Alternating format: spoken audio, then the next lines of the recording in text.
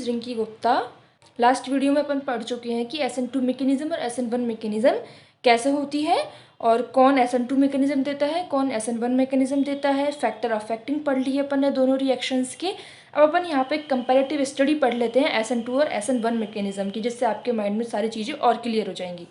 तो मैं एक साइड लिख लेती हूँ यहाँ पे SN2 मैकेनिज्म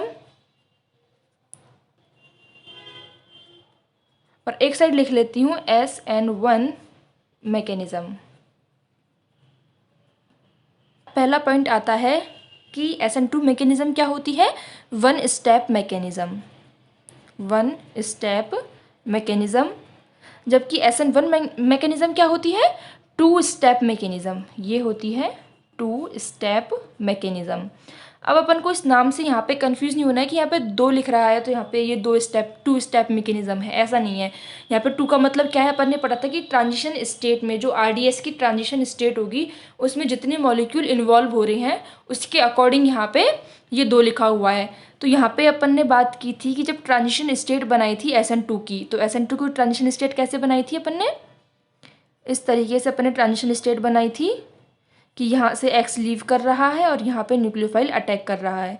तो यहाँ पे क्या हुआ, न्यूक्लियोफाइल एक मॉलिक्यूल और ये रिएक्टेंट स्पीशीज दूसरा मॉलिक्यूल, तो यहाँ पे 2 मॉलिक्यूल इन्वॉल्व थे। इस वजह से ये रिएक्शन क्या थी, बाई मॉलिक्यूलर। लेकिन अगर SN1 मैकेनिज्म की बात करें तो इसमें RDS कौन सा स्टेप होता है, फर्स्ट स्टेप। और फर्स्ट स्टेप में क्या होता है कि जो RX बॉन्ड होता है ये ब्रेक होकर के बना लेता है R+ और X-।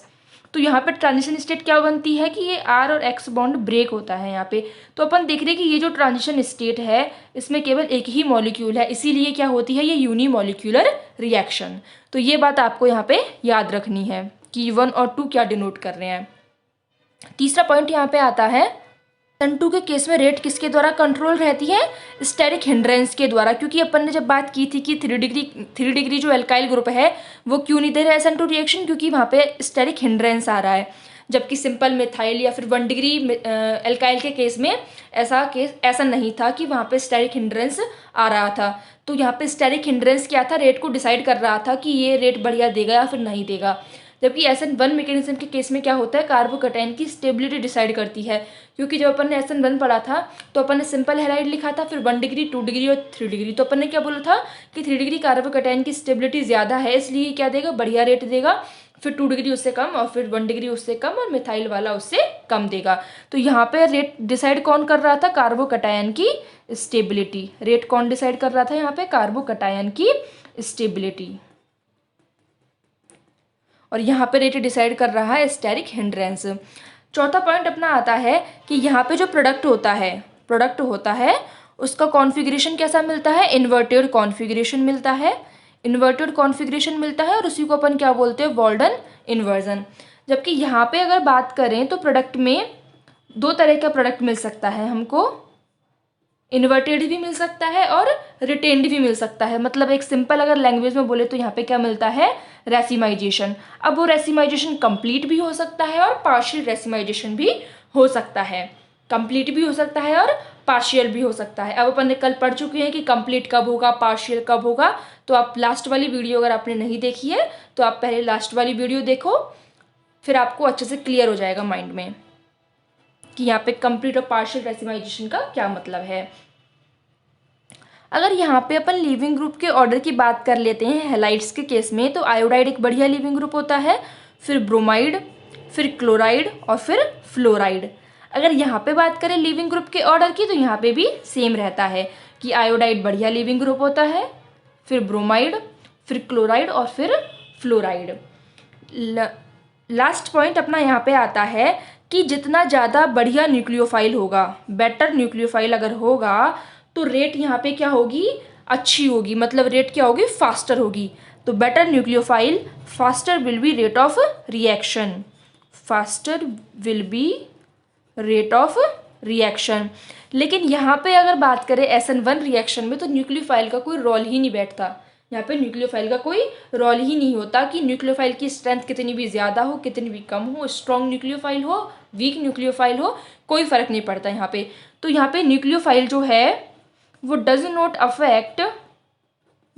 Affect rate of reaction, तो ये तो पॉइंट अपन ने पढ़ लिए इनमें कंपैरिजन के कि क्या दोनों में डिफरेंस है, क्या दोनों में सिमिलैरिटी है। तो सिमिलैरिटी तो हमको एक ही मिली कि दोनों में लिविंग ग्रुप की टेंडेंसी क्या होती है, दोनों में सेम होती है। बाकी 5 पॉइंट्स अपन ने देख लिए कि दोनों में क्या क्या डिफरेंस होता है। फिर अपन एक टेबल और बना लेते हैं। उस टेबल में अपन को क्या देखना है कि कुछ एल्काइल हैलाइड्स, जैसे डिफरेंट टाइप के अपन एल्काइल हैलाइड्स ले रहे हैं, और उनमें से एल्काइल हैलाइड्स या फिर अपन सिंपल एल्काइल रिएक्टेंट्स बोल सकते हैं यहाँ पे, ठीक है। अगर मैं कहीं एल्काइल हैलाइड्स बोल दूँ तो उसका मतलब ये नहीं है कि वहाँ पे हैलाइड्स ही होंगे, और भी रिएक्टेंट वहाँ पे हो सकते हैं। तो अपन लिखेंगे एक तरफ डिफरेंट टाइप के एल्काइल्स, और उनके सामने लिखेंगे कि ये टाइप का एल्काइल कौन सी मैकेनिज्म देगा, SN1 देगा या फिर SN2 देगा। एल्काइल्स, और एक साइड अपन लिख लेते हैं कि मैकेनिज्म कौन सी होगी, SN1 होगी या फिर SN2 होगी। अब सबसे पहले अगर एल्काइल्स की बात करते हैं अपन, तो अपन ले लेते हैं सिंपल एल्काइल्स, 1 डिग्री एल्काइल्स और 2 डिग्री एल्काइल्स। 3 चीज़ें अपन ने ले ली। तो ये कौन सी मैकेनिज्म देते हैं, SN2, ये केवल SN2 मैकेनिज्म देते हैं। दूसरा अगर अपन ले लेते हैं कि 3 डिग्री एल्काइल आ जाए, या तो क्या आ जाए, 3 डिग्री एल्काइल आ जाए, या फिर अपन ने कल पढ़ा था कि 3 डिग्री एलाइलिक और 3 डिग्री बेंजाइलिक, अगर ये आ जाए 3 डिग्री एलाइलिक या फिर 3 डिग्री बेंजाइलिक पोजीशन अगर आ जाए, तब हमें यहाँ पे क्या मिलेगा, SN1 ओनली। तीसरा अपन यहाँ पर डिफरेंस देख सकते हैं कि अगर अपने पास मान लो क्या आ जाए, 1 डिग्री एलाइलिक एंड बेंजाइलिक, मतलब 1 डिग्री एलाइलिक हो या फिर 1 डिग्री बेंजाइलिक हो, या फिर क्या हो सकता है, 2 डिग्री एलाइलिक और 2 degree benzylic, 2 degree allylic and 2 degree benzylic. तो इस केस में क्या हो सकता है, इस केस में SN1 भी हो सकता है या फिर SN2 भी हो सकता है। अब ये डिपेंड करता है कि अपन की रिएक्शन कंडीशंस क्या हैं। चौथा और लास्ट अपना आता है कि अगर विनाइलिक या फिर एराइल अपने पास में हैलाइड्स हैं, विनाइलिक या फिर एराइल हैलाइड्स हैं, या फिर अपने पास में ब्रिजहेड पोजीशन वाले हैं, जैसे ये वाले अपन पढ़ते ना, ये ब्रिजहेड पोजीशन वाले, कि अगर मान लो यहाँ पे कोई एक्स जुड़ रहा है, लिविंग ग्रुप जुड़ रहा है, तो इसके केस में क्या होता है कि यहाँ पे ना ही तो SN1 होती है और ना ही SN2 होती है। तो नीदर SN1 नोर SN2, तो यहाँ पे ना ही तो SN1 होती है और ना ही यहाँ पे SN2 होती है। तो ये ले लिए अपन ने डिफरेंट टाइप के एल्काइल्स, और उनके सामने हम लोगों ने लिख ली मैकेनिज्म। तो ये आपको यहाँ पे क्या एक टेबल बन गई, तो आपको याद करना ईजी हो जाएगा यहाँ से। तो ये तो अपन ने यहाँ पे पढ़ लिया, ये तीनों चीज़ें तो पढ़ ली अपन ने आगे के 3 लेक्चर्स में, लेकिन अपन ने ये नहीं पढ़ा कि विनाइलिक एंड एराइल, और या फिर ये जो ब्रिजहेड पोजीशन वाले ये SN1 और SN2 दोनों ही नहीं देते, ऐसा क्यों होता है। तो ये रीज़न अपन देख लेते हैं। तो अपन देख रहे हैं कि ये जो विनाइल जो हैलाइड्स होते हैं, ये ना ही तो SN1 देते हैं और ना ही SN2 देते हैं, ऐसा क्यों है। तो यहाँ पे देखो, अपन सबसे पहले देख लेते हैं कि ये SN2 क्यों नहीं देते, ये SN2 क्यों नहीं देते। तो मैं पहले बना लेती हूँ एक विनाइल हैलाइड, ये बना लिया विनाइल हैलाइड। यहाँ पे कोई लिविंग ग्रुप लग रहा है तो मैंने लगा लिया यहाँ पे मान लो Cl। ऐसे ही मैंने ले लिया एक एराइल हैलाइड, यहाँ पे अपन ने लगा लिया Cl, और ये बन गया अपना एराइल हैलाइड। और साथ में अपन ले लेते हैं ब्रिजहेड पोजीशन वाला, तो तीनों में एक साथ हो जाएंगे अपने। यहाँ पे मैंने लगा लिया मान लो Cl। तो अब SN2 में क्या होता है, SN2 में बैक साइड से इसको अटैक करना होता है और लीविंग ग्रुप जो है वो लीव कर जाता है। अब मान लो कि यहाँ पे न्यूक्लियोफाइल को अटैक करना है, तो न्यूक्लियोफाइल कैसे अटैक करेगा, न्यूक्लियोफाइल आएगा इधर की साइड से। न्यूक्लियोफाइल कैसे अप्रोच करेगा, इधर की साइड से। तो जैसे ही ये न्यूक्लियोफाइल इधर की साइड से अप्रोच करेगा ना, अब यहाँ पे जो पाई इलेक्ट्रॉन डेंसिटी ये क्या करेगी, इसको रिपेल करेगी। न्यूक्लियोफाइल जैसे ही इधर की साइड से अप्रोच करने लगेगा, न्यूक्लियोफाइल इधर से अप्रोच करने लगेगा, तो ये जो पाई इलेक्ट्रॉन डेंसिटी ये क्या करेगी, इसको रिपेल करेगी। तो इसलिए क्या होता है, न्यूक्लियोफाइल का अटैक यहाँ पे पॉसिबल ही नहीं हो पाता। न्यूक्लियोफाइल जो है उसका अटैक ही यहाँ पे क्या है, पॉसिबल नहीं हो पाता। क्यों, क्योंकि यहाँ पे इलेक्ट्रॉन क्या हो जाएगा, रिपल्शन। क्यों, क्या हो जाएगा यहाँ पे, इलेक्ट्रॉन रिपल्शन। किसके इलेक्ट्रॉन्स, एक तो न्यूक्लियोफाइल की इलेक्ट्रॉन डेंसिटी और ये पाई इलेक्ट्रॉन डेंसिटी, दोनों के बीच में होता है रिपल्शन। तो ये अटैक नहीं कर पाएगा, तो SN2 हो नहीं पाएगी। अगर इधर बात कर लें अपन, तो इधर भी क्या है, ये प्लेनर भाई बेंजीन क्या हो गई, पूरी प्लेनर कंपाउंड हो गई, ये sp2 हाइब्रिडाइज्ड कार्बन एटम है, तो ये कार्बन पूरा पूरा क्या है, प्लेनर है। तो अगर न्यूक्लियोफाइल को अटैक करना है तो न्यूक्लियोफाइल कैसे अटैक करेगा, रिंग की साइड से होकर के, तब जाकर के Cl यहाँ से निकल पाएगा। तो वही बात आ रही है कि अभी भी न्यूक्लियोफाइल को क्या फेस करना पड़ेगा, इस इलेक्ट्रॉन डेंसिटी को। तो ये इलेक्ट्रॉन डेंसिटी और न्यूक्लियोफाइल के बीच में क्या हो जाएगा, रिपल्शन, इनके बीच में क्या होगा, रिपल्शन। तो इस रिपल्शन की वजह से न्यूक्लियोफाइल अप्रोच ही नहीं कर पाएगा इस कार्बन को, और जैसे अगर ये अप्रोच नहीं करेगा इस कार्बन को तो ये वाला बॉन्ड ब्रेक नहीं होगा और Cl यहाँ से लीव नहीं करेगा, तो ये भी SN2 नहीं देगा। अब अगर अपन बात कर ले ब्रिजहेड पोजीशन वाले की, तो ब्रिजहेड पोजीशन वाले में क्या है, न्यूक्लियोफाइल को अटैक करना पड़ेगा बैक साइड से। अब न्यूक्लियोफाइल यहाँ पे अगर बैक साइड से अटैक करता है तो इसको ये जो कार्बन है ना ब्रिजहेड पोजीशन पे, इसको फेस करना पड़ेगा। तो ये इसको फेस करेगा ना, तो वही है कि यहाँ पे भी इनके बीच में क्या हो जाएगा, स्टेरिक हिंड्रेंस, इनके बीच में क्या हो जाएगा, स्टेरिक हिंड्रेंस। तो इस वजह से न्यूक्लियोफाइल यहाँ से अप्रोच नहीं कर पाता, तो ये तीनों क्या है, SN2 रिएक्शन नहीं देते हैं। अब अगर बात कर ले कि ये SN1 क्यों नहीं देते, तो एक बार अपन वापस से बना लेते हैं सबको, ठीक है।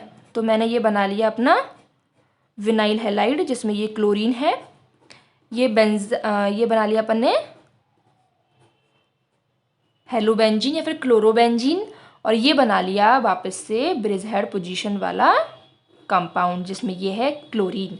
अब SN1 में क्या होता है, कार्बोकटायन बनना होता है। तो ठीक है, ये Cl निकल गया और मैंने बना दिया यहाँ पे ये कार्बोकटायन पॉजिटिव चार्ज। क्या बना दिया यहाँ पे अपन ने, पॉजिटिव चार्ज। यहाँ से निकाला, यहाँ पे भी पॉजिटिव चार्ज बना दिया, यहाँ पे भी क्या बना दिया अपन ने, पॉजिटिव चार्ज। क्योंकि फर्स्ट स्टेप यही होता है कि लीविंग ग्रुप लीव कर जाता है और कार्बोकटायन अपना बन जाता है। तो यहाँ पे कार्बोकटायन ही बना दिया अपन ने, ये बन के कार्बोकटायन। अब यहाँ पे देखो क्या हुआ, ये कार्बन कैसा था, sp2 हाइब्रिडाइज्ड, ये कार्बन कैसा था, sp2 हाइब्रिडाइज्ड, और ये कार्बन कैसा था यहाँ पे, sp3 हाइब्रिडाइज्ड। अब ये कार्बन sp2 हाइब्रिडाइज्ड है, जैसे ही ये Cl यहाँ से लीव करेगा ये कार्बन कैसा बन जाएगा, अब sp हाइब्रिडाइज्ड। ये कार्बन कैसा बन जाएगा, sp हाइब्रिडाइज्ड। ऐसे ही यहाँ पे क्या होगा, ये sp2 हाइब्रिडाइज्ड था, ये जैसे ही कार्बोकटायन बना ये हो जाएगा sp हाइब्रिडाइज्ड, और यहाँ पे ये sp3 था, यहाँ पे कार्बोकटायन बना ये हो जाएगा sp2 हाइब्रिडाइज्ड। अब देखो, अब जो sp2 हाइब्रिडाइजेशन, एक देखो sp2 हाइब्रिडाइजेशन है और एक है अपना sp और एक है अपना sp3।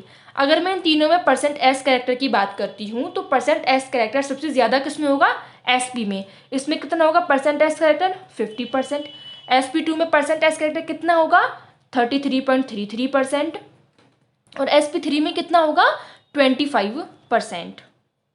तो अपन देख रहे हैं कि sp2 टू sp3 अपन जा रहे हैं, मतलब sp से अगर sp3 जाएंगे अपन तो %s कैरेक्टर डिक्रीज होता जाएगा। अब जैसे जैसे %s कैरेक्टर कम होता जाता है, इलेक्ट्रोनेगेटिविटी जो होती है उसकी क्या है, कम होती जाती है उस हाइब्रिड ऑर्बिटल की। तो अपन देखो यहाँ पे sp2 हाइब्रिडाइजेशन था, यहाँ पे sp हाइब्रिडाइजेशन है, तो यहाँ पे जैसे ही sp होगा मतलब इसका क्या बढ़ जाएगा, %s कैरेक्टर। ये जो कार्बन है इसके पास में जो ऑर्बिटल्स हैं उनके क्या बढ़ जाएगा, %s कैरेक्टर। अब अपन को पता है कि जिसके पास में %s कैरेक्टर ज़्यादा होता है वो ज़्यादा क्या हो जाता है, इलेक्ट्रोनेगेटिव, और एक इलेक्ट्रोनेगेटिव एलिमेंट अपने ऊपर नेगेटिव चार्ज को रखना ज़्यादा पसंद करता है बजाय पॉजिटिव चार्ज के।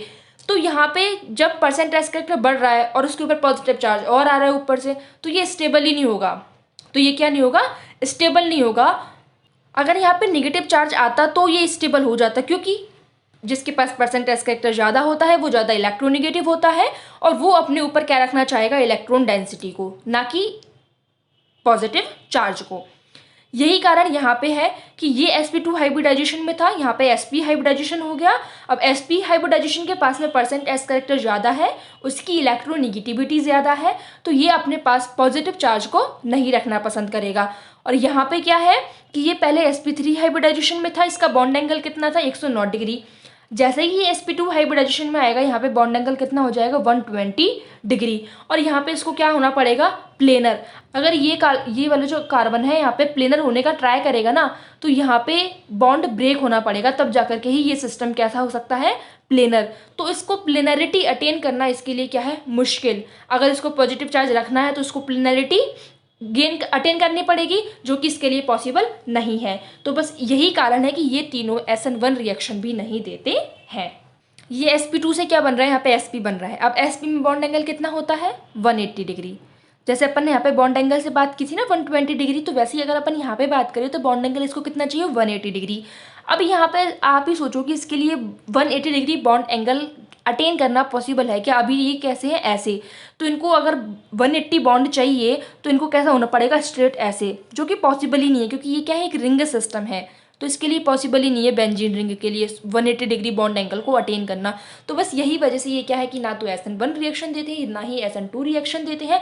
ये एक डिफरेंट टाइप की मैकेनिज्म से सब्सटीट्यूशन देते हैं, जो अभी अपन आगे पढ़ेंगे। अब अपन ने यहाँ पे 4 केस पढ़े थे, जिसमें से अपन ने पढ़ा था कि या तो केवल SN2 दे या फिर केवल SN1 दे, कोई कंपाउंड SN1 और SN2 दोनों दे, या फिर कोई कंपाउंड SN1 और SN2 कोई भी ना दे। तो जो कंपाउंड SN2 देंगे हमें पता लग जाएगा कि ये SN2 देंगे, क्योंकि हमने पढ़ लिया कि ये एल्काइल्स क्या देंगे SN2। ये भी पढ़ लिया कि ये एल्काइल्स क्या देंगे SN1। और अब ये भी पढ़ चुके हैं हम कि कौन से SN2 और SN1 कोई भी नहीं देंगे। लेकिन अब बात ये आती है कि ऐसे एल्काइल्स जो SN2 भी दे सकते हैं SN1 भी दे सकते हैं, अब हम कैसे डिसाइड करेंगे कि ये SN2 देगा या फिर SN1 देगा? तो इसको डिसाइड करने के लिए यहाँ पे हमने कुछ 3 कंडीशंस रखी है। हम उन 3 कंडीशंस को देखेंगे कि यहाँ पे कौन सी कंडीशन फुलफिल हो रही है SN2 के लिए और कौन सी कंडीशन फुलफिल हो रही है SN1 के लिए। उसी के अकॉर्डिंग हम क्या करेंगे, उस रिएक्शन की मैकेनिज्म करेंगे। When a compound can undergo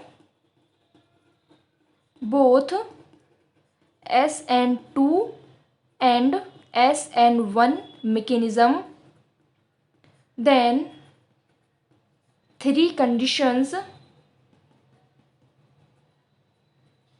determine which reaction will predominates। तो वो 3 कंडीशंस कौन कौन सी है? तो पहली कंडीशन अपनी आती है द कॉन्सेंट्रेशन ऑफ न्यूक्लियोफाइल की, न्यूक्लियोफाइल की कॉन्सेंट्रेशन कितनी है। दूसरा आता है द रिएक्टिविटी ऑफ न्यूक्लियोफाइल, और तीसरी आती है अपनी कि उस रिएक्शन में सॉल्वेंट कैसा हमें दे रखा है। तो the solvent in which reaction is carried out, मतलब वो रिएक्शन किस टाइप के सॉल्वेंट में हो रही है कंप्लीट, वो हमें सॉल्वेंट जो है वो भी डिसाइड करेगा कि SN2 मैकेनिज्म होगी या फिर SN1 मैकेनिज्म होगी। अब इस बात को समझने के लिए कि न्यूक्लियोफाइल की कॉन्सेंट्रेशन और न्यूक्लियोफाइल की रिएक्टिविटी कैसे डिसाइड करेगी कि रिएक्शन SN2 से कंप्लीट होगी या फिर रिएक्शन SN1 से कंप्लीट होगी, हम यहाँ पे लिख लेते हैं SN2 और SN1 रिएक्शन की रेट, जो काइनेटिक्स से जो रेट निकल के आती है वो लिख लेते हैं हम। तो SN2 जो रिएक्शन होती है उसके लिए कैसे लिखते हैं रेट, कि KRX और ये न्यूक्लियोफाइल, क्योंकि अपन ने पढ़ा था कि SN2 के केस में जो रेट होती है वो RX पर, मतलब रिएक्टेंट की कॉन्सेंट्रेशन पे, और न्यूक्लियोफाइल दोनों की कॉन्सेंट्रेशन पे डिपेंड करती है। अब मैं इसको K2 लिख देती हूँ। K2 का मतलब क्या है कि ये SN2 रिएक्शन के लिए क्या है, रेट कॉन्स्टेंट है। अब अपन बात कर लेते हैं SN1 के लिए। तो SN1 के लिए रेट क्या होती है, K1, और रेट जो है वो किस पे डिपेंड करती है, सिर्फ रिएक्टेंट की कॉन्सेंट्रेशन पे। किस पे डिपेंड करती है, सिर्फ रिएक्टेंट की कॉन्सेंट्रेशन पे। तो जब अपन बात कर रहे हैं एलाइलिक हैलाइड्स की, बेंजाइलिक हैलाइड्स की, या फिर कोई भी ऐसा रिएक्टेंट जो SN2 और SN1 दोनों दे सकता है, तो इस टाइप के जो रिएक्टेंट स्पीशीज होती है उनके लिए रेट को कैसे लिखा जाता है, इन दोनों इक्वेशंस को कंबाइन कर देते, सम कर देते हैं इन दोनों को। तो जब कोई भी कंपाउंड SN1 भी दे और SN2 भी दे, तो उसके केस में रेट कैसे लिखेंगे अपन, K2RX न्यूक्लियोफाइल प्लस K1RX। अब अपन को ये जो इक्वेशन है इससे क्या पता लग रहा है, अब मान लो कि अपने पास में एक पॉजिटिव आयन है कोई, ये क्या है, अपने पास में एक पॉजिटिव चार्ज्ड आयन है, ये कोई आयन है जिस पर क्या है, पॉजिटिव चार्ज है, और सॉल्वेंट क्या है यहाँ पे, वाटर मॉलिक्यूल। सॉल्वेंट क्या लेके चल रहे हैं अपन यहाँ पे, वाटर मॉलिक्यूल। तो ये इस तरीके से क्या कर लेंगे, इसको क्लस्टर बना लेंगे, जो अपना पॉजिटिव चार्ज्ड आयन है उसके चारों ओर वाटर मॉलिक्यूल क्या बना लेंगे, क्लस्टर बना लेंगे। तो इन पर क्या है, पॉजिटिव चार्ज। तो जो वाटर मॉलिक्यूल है ना, उसका जो निगेटिव एंड होता है वो क्या करता है, इसको चारों ओर से घेर लेता है। ये जो बाई प्लस है इसको जो वाटर मॉलिक्यूल का नेगेटिव एंड होता है वो क्या कर लेता है, चारों ओर से घेर लेता है और क्या बना लेता है, ये क्लस्टर बना लेता है। ठीक है। अब मान लो कि एक आयन है जिस पर क्या है, नेगेटिव चार्ज है, तब क्या करेगा वाटर मॉलिक्यूल, तब क्या करेगा कि जो हाइड्रोजन है इन पे क्या है, पार्शियल पॉजिटिव चार्ज। तो ये क्या करेंगे, अब वाटर मॉलिक्यूल आएंगे यहाँ पे कि ये H ऑक्सीजन, ये H, यहाँ पे भी हाइड्रोजन आएगा तो ये हो जाएगा ऑक्सीजन, ये हाइड्रोजन, यहाँ पे ये हाइड्रोजन, ये ऑक्सीजन, ये हाइड्रोजन, यहाँ पे हाइड्रोजन, ये ऑक्सीजन और ये हाइड्रोजन। तो हाइड्रोजन पे यहाँ पे क्या है, पार्शियल पॉजिटिव चार्ज। हाइड्रोजन पे क्या है, पार्शियल पॉजिटिव चार्ज। और ये क्या करेंगे, इसको ऐसे क्लस्टर फॉर्म में मतलब क्लस्टरिंग कर लेंगे जो आयंस है अपने उनके चारों ओर। तो अब समझो इसकी डेफिनेशन क्या है कि it is a measure of how well solvent can insulate opposite charges from one another. अब मान लो कि ये दो ऑपोजिट चार्ज हैं। अब अपन को पता है कि ऑपोजिट चार्ज क्या करते हैं, एक दूसरे की तरफ अट्रैक्ट होते हैं तो ये पास पास आएंगे। लेकिन ये जो वाटर मॉलिक्यूल है ये क्या करेंगे, इनको दूर दूर करेंगे। तो ये वाटर मॉलिक्यूल दूर दूर कैसे करेंगे कि जो ये आयन है उनको अपने ऑपोजिट एंड से क्या कर लेंगे, क्लस्टर कर लेंगे। ऑपोजिट एंड से क्या कर लेंगे, इनके चारों तरफ सराउंड कर लेंगे इनको अपने ऑपोजिट एंड से। तो यहाँ पे क्या हो रहा है, ये होता है आयन डाइपोल इंटरएक्शन। क्या बोलते हैं अपन इसको, ion dipole interaction. Ion dipole interaction में क्या होता है कि इंटरएक्शन किस किस के बीच में होती है, एक आयन और एक डाइपोल के बीच में। तो ये तो है अपना आयन और ये क्या है, डाइपोल। तो आयन डाइपोल इंटरएक्शन हो रही है किस किस के बीच में, नेगेटिवली चार्ज्ड आयन और वाटर मॉलिक्यूल के बीच में। वाटर मॉलिक्यूल यहाँ पे क्या है, सॉल्वेंट है। यहाँ पे क्या हो रही है, यहाँ पे भी आयन डाइपोल इंटरेक्शन हो रही है। आयन डाइपोल इंटरेक्शन किस किस के बीच में हो रही है, बिटवीन पॉजिटिवली सॉरी यहाँ पे क्या है, पॉजिटिवली चार्ज्ड आयन और H2O था, और यहाँ पे हो जाएगा negatively charged ion and water molecule के बीच में या फिर सॉल्वेंट के बीच में। कोई चार्ज्ड स्पीशीज होती है, उसकी इंटरेक्शन होती है किसी पोलर सॉल्वेंट के साथ में। तो अब जो चार्ज होता है वो इस आयन के ऊपर ही नहीं रहता, चार्ज जो है वो स्प्रेड होने लग जाता है आसपास की स्पीशीज पर भी। मतलब इसके चारों तरफ चार्ज फैलने लग जाएगा, नेगेटिव चार्ज का एक क्लाउड टाइप का बन जाएगा।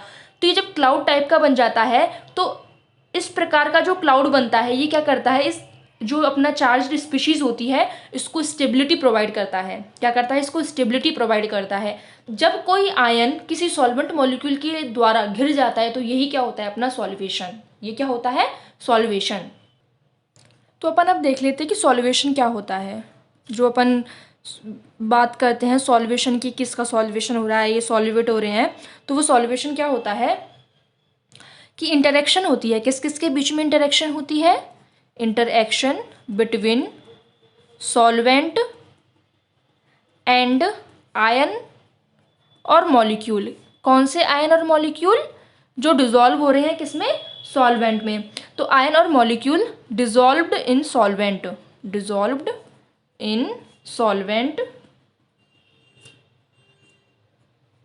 Is called solvation. मतलब सिंपल भाषा में क्या है कि जो इंटरेक्शन होती है किस किस के बीच में, सॉल्वेंट के बीच में, और आयन और मॉलिक्यूल जो कि डिसॉल्व है सॉल्वेंट में, वही क्या होता है, अपना सॉल्वेशन होता है। सॉल्वेंट जो है वो दो तरीके के होते हैं, एक तो होता है पोलर सॉल्वेंट और एक होता है नॉन पोलर सॉल्वेंट। तो जो पोलर सॉल्वेंट होते हैं इनके लिए डाई इलेक्ट्रिक कांस्टेंट की वैल्यू हाई होती है। डाई इलेक्ट्रिक कांस्टेंट की वैल्यू क्या होती है इनके लिए, हाई। जबकि जो नॉन पोलर सॉल्वेंट होते हैं उनके लिए डाई इलेक्ट्रिक कांस्टेंट की वैल्यू होती है कम। डाई इलेक्ट्रिक कांस्टेंट की वैल्यू क्या होती है, कम। तो जो पोलर सॉल्वेंट की जब डाई इलेक्ट्रिक कांस्टेंट की वैल्यू हाई होती है, यही कारण है कि वो गुड होते हैं इंसुलेट करने में।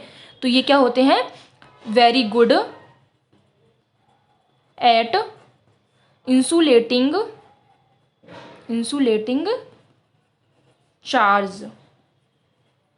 कौन, पोलर सॉल्वेंट। जबकि जो नॉन पोलर सॉल्वेंट होते हैं उनका डाइलेक्ट्रिक कांस्टेंट क्या होता है, कम। तो ये पुअर होते हैं एट इंसुलेटिंग चार्जेस। तो इससे क्या बात अपन को समझ में आ रही है कि अगर किसी रिएक्शन में हम चाहते हैं कि यहाँ पे चार्ज क्या हो, इंसुलेट, तो हम कैसा सॉल्वेंट लेंगे, पोलर सॉल्वेंट। और अगर हम चाहते हैं कि यहाँ पे चार्ज इंसुलेट ना हो तो हम वहाँ पे कैसा सॉल्वेंट लेंगे, नॉन पोलर सॉल्वेंट। तो ये जो पोलर सॉल्वेंट होते हैं ना, ये भी 2 तरीके के होते हैं, ये भी पढ़ा था अपन ने, लास्ट से लास्ट वीडियो में देखी थी अपन ने ये चीज़। वहाँ पे मैंने सॉल्वेंट के बारे में आपको बहुत अच्छे से बताया था वहाँ पे भी, कि सॉल्वेंट के टाइप में पोलर प्रोटिक क्या होता है, पोलर एप्रोटिक सॉल्वेंट क्या होता है, ये अपन ने लास्ट से लास्ट वीडियो में बहुत अच्छे तरीके से पढ़ा था।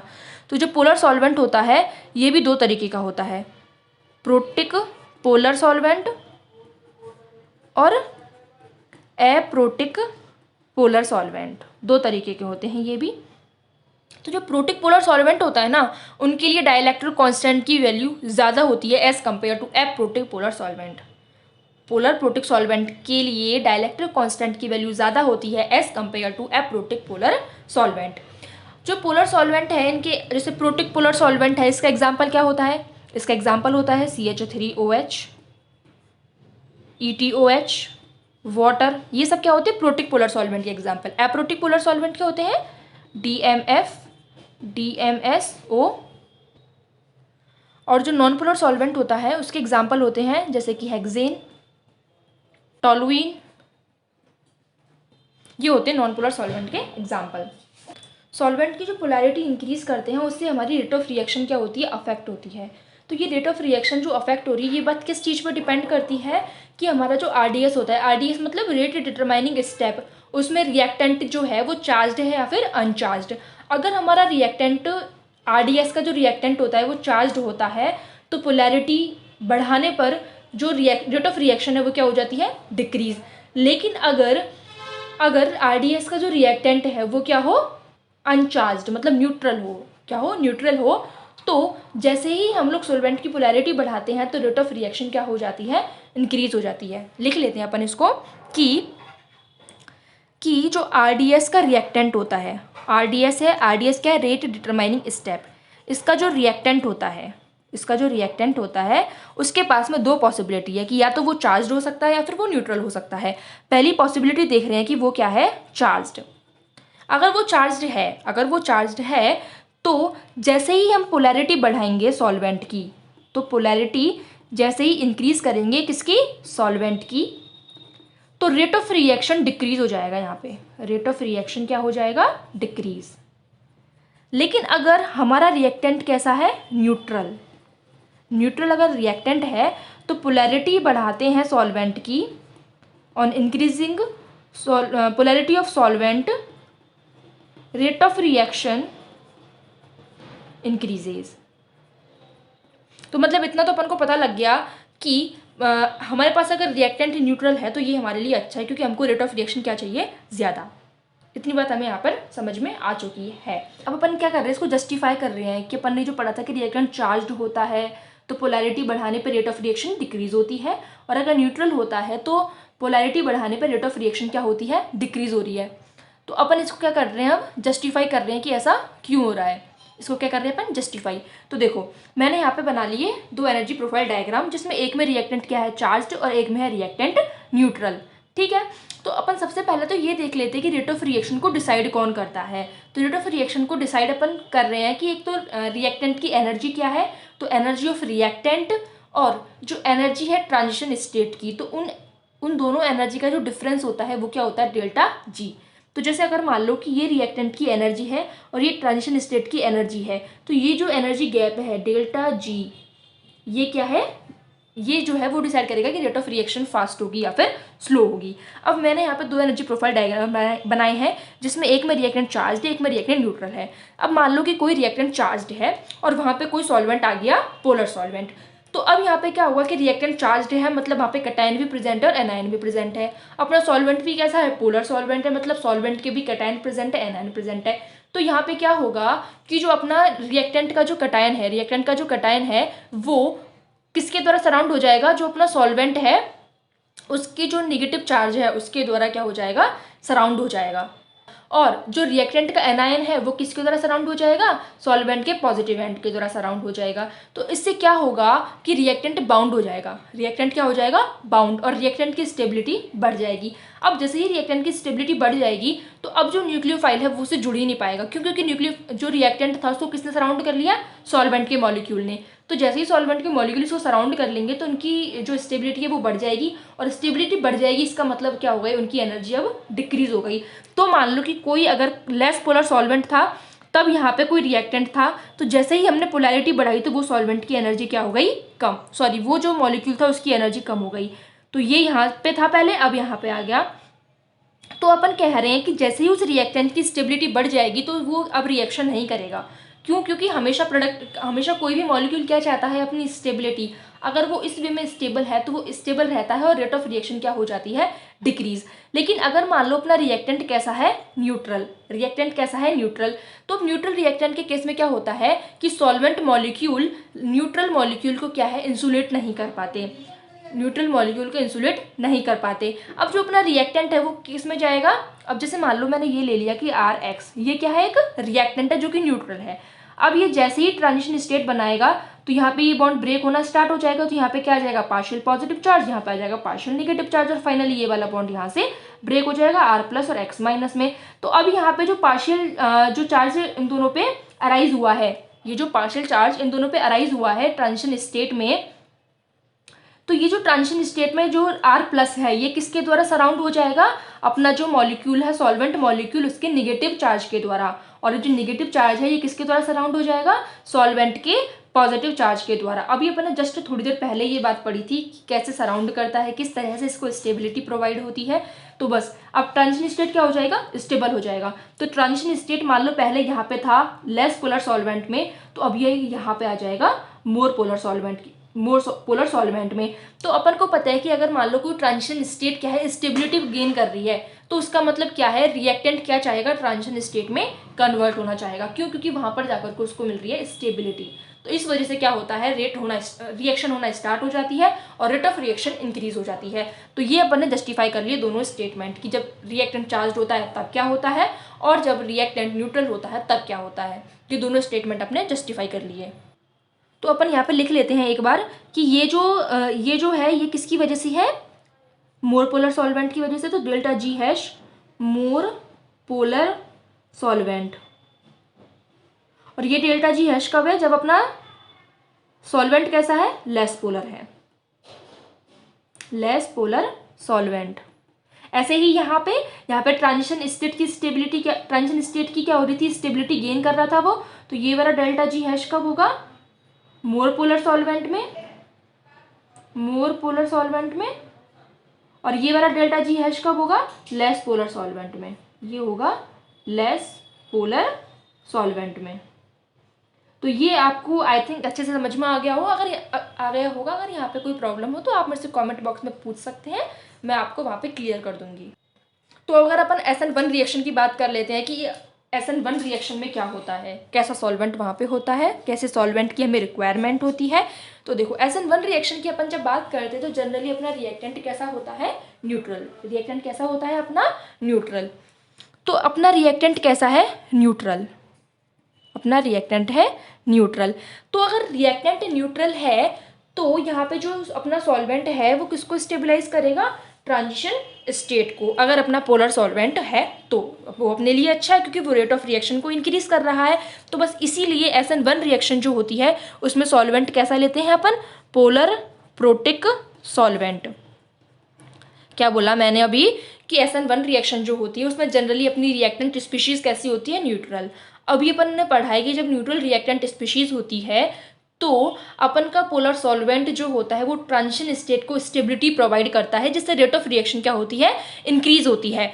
तो इसीलिए अपन SN1 रिएक्शन में क्या कर रहे हैं कि पोलर प्रोटिक सॉल्वेंट को काम में ले रहे हैं। अब मान लो कि अदरवाइज ऐसा हो जाए कि अपना जो रिएक्टेंट है वो कैसा आ जाए, चार्ज्ड आ जाए, रिएक्टेंट कैसा आ जाए, चार्ज्ड आ जाए, तो फिर वहाँ पे अपन क्या करेंगे, पोलर प्रोटिक सॉल्वेंट ना लेकर के कैसा सॉल्वेंट लेंगे, पोलर एप्रोटिक या फिर नॉन पोलर सॉल्वेंट काम में लेंगे।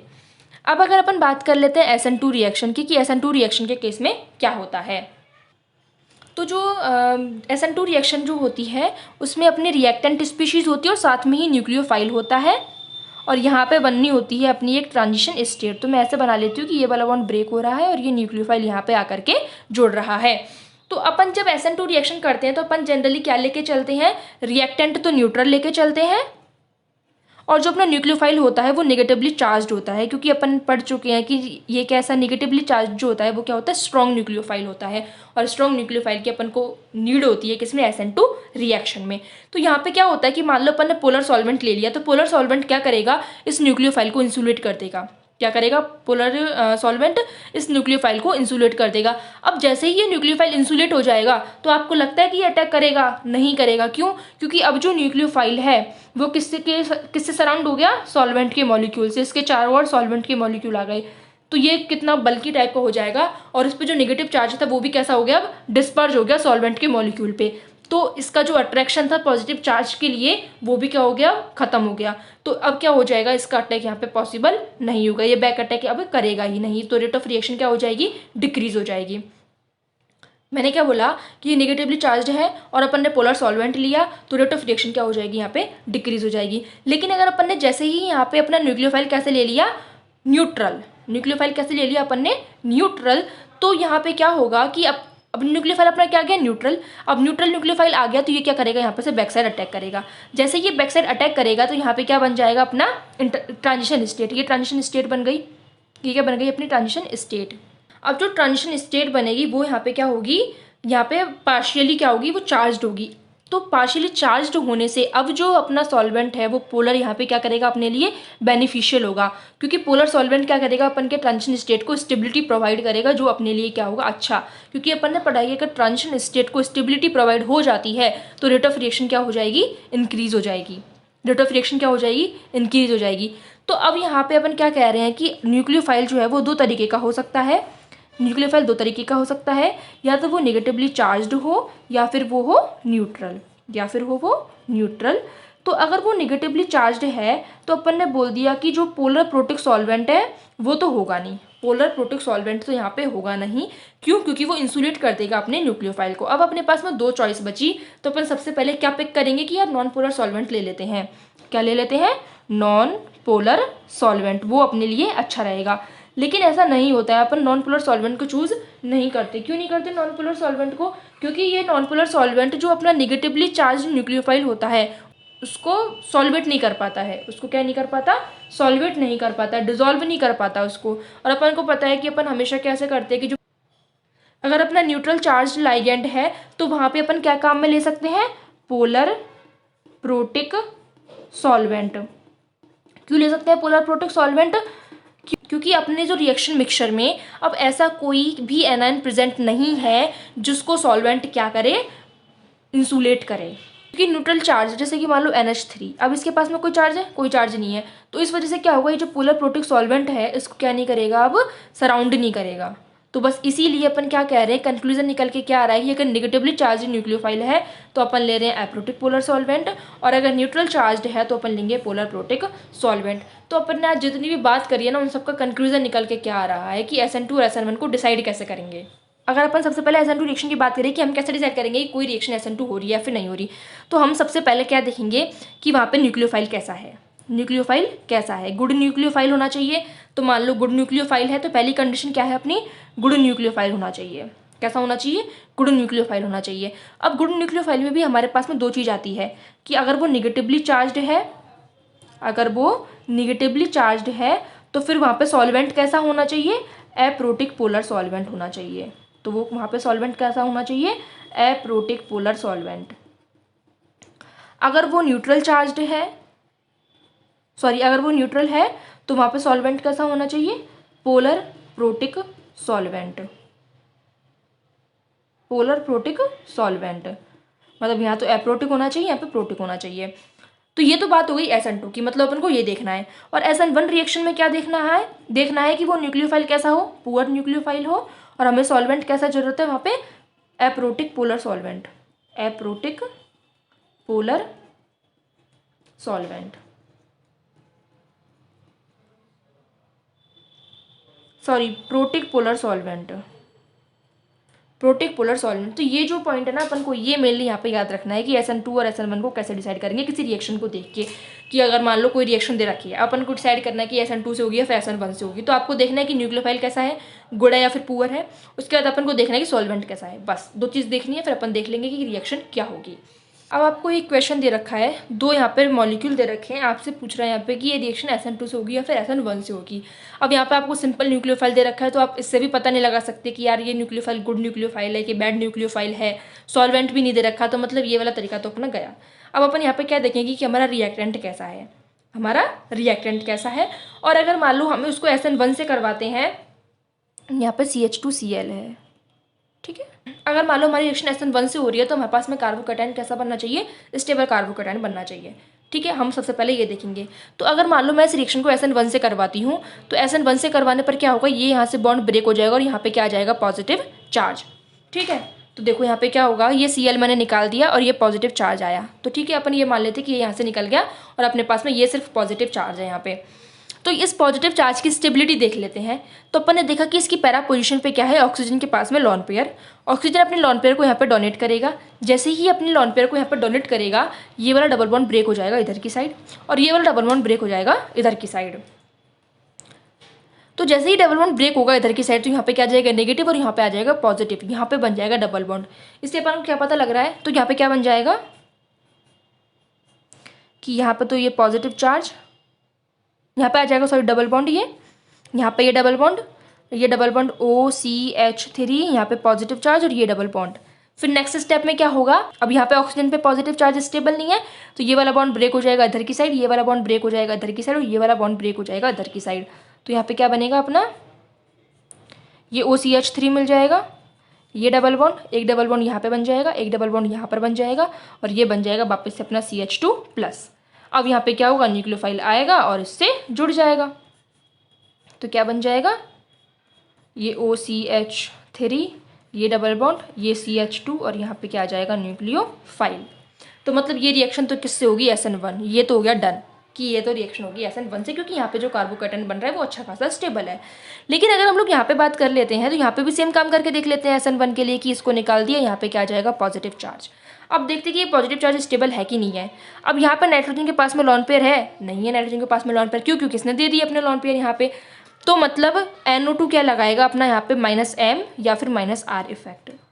तो अपन को पता है कि जैसे ही इसने -M -R इफेक्ट लगाया, ये क्या करेगा, बेंजीन रिंग से इलेक्ट्रॉन्स को पुल करेगा। मतलब इलेक्ट्रॉन्स की डायरेक्शन क्या हो जाएगी, ये रिंग से इलेक्ट्रॉन्स को पुल करेगा। अब ये इलेक्ट्रॉन्स को रिंग से पुल करेगा, तो यहाँ पे क्या हो जाएगी, इस कार्बन पे क्या हो जाएगी, इलेक्ट्रॉन्स की कमी। अब इस कार्बन पे इलेक्ट्रॉन्स की कमी हो जाएगी, तो ये इसके पास में जो कार्बोकैटायन है वो स्टेबल यहाँ पे नहीं हो पाएगा। तो इस वजह से ये रिएक्शन किससे नहीं होगी, यहाँ पे SN1 से रिएक्शन नहीं होगी। तो अपन को किससे करवाना पड़ेगा इस रिएक्शन को, SN2 से। मतलब यहाँ पे क्या होगा, न्यूक्लियोफाइल बैक साइड से अटैक करेगा इधर की साइड और SN2 से ये वाली रिएक्शन हमारी क्या होगी, कंप्लीट। कि ये NO2 हो जाएगा, ये CH2 और ये यहाँ पे आ जाएगा न्यूक्लियोफाइल। तो यहाँ पे अगर मैं इन दोनों रिएक्शन से भी कंक्लूजन निकालूँ कि, तो कंक्लूजन क्या निकल के आएगा यहाँ पे, कि अगर बेंजीन रिंग पे पैरा पोजीशन पे क्या जुड़ा हुआ हो, electron donating group, para position पे क्या जुड़ा हुआ हो, इलेक्ट्रॉन डोनेटिंग ग्रुप, तो रिएक्शन किससे होगी, SN1 मैकेनिज्म से। लेकिन अगर पैरा पोजीशन पे इलेक्ट्रॉन विड्रॉइंग ग्रुप जुड़ा हुआ हो, तो मैकेनिज्म किससे होगी, SN2 से। ये अपना यहाँ पे ख़त्म होता है SN1 SN2 के बारे में। अगर आपको कोई डाउट हो SN1 SN2 के रिगार्डिंग, तो आप मेरे से कमेंट बॉक्स में पूछ सकते हैं। तो इस वीडियो में अपन ने पढ़ ली कंपैरेटिव स्टडी के बारे में। नेक्स्ट वीडियो में अपन पढ़ेंगे अब इलेक्ट्रोफिलिक एलिफैटिक सब्स्टिट्यूशन के बारे में।